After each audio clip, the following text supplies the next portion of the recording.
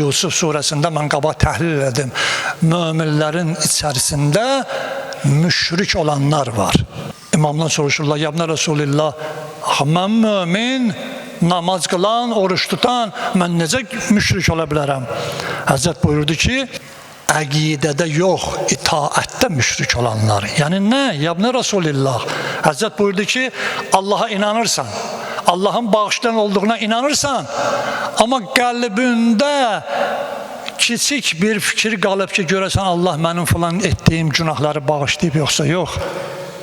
Allah ruzu verəndir, rəzzaqdır. Amma qorxursan ki, sabahlarım haqqı demək üçün, haqqı müdafiə eləmək üçün bir söz desəm, bir hərəkət eləsəm, məni işdən çıxaracaqlar, acından balalarım yaman günə qalacaq. Bu nədir? Bu həmin kiçik şirkdir. Niye? Çünkü sen özün bilirsən ki, Allah ruzu verəndir. Amma haqq və ədaləti müdafiə eləmək üçün bir söz deyirsən, qorxursan.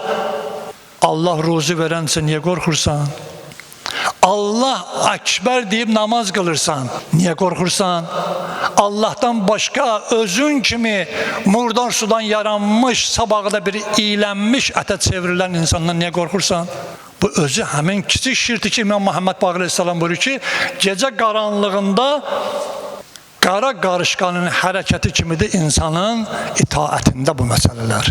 Odur ki, Allah'tan istiyor. Bu ayda həm əqidəmizdə, həm itaətimizdə Allah bizi pak və gələcək günlərimizi xeyirli qərar versin inşallah.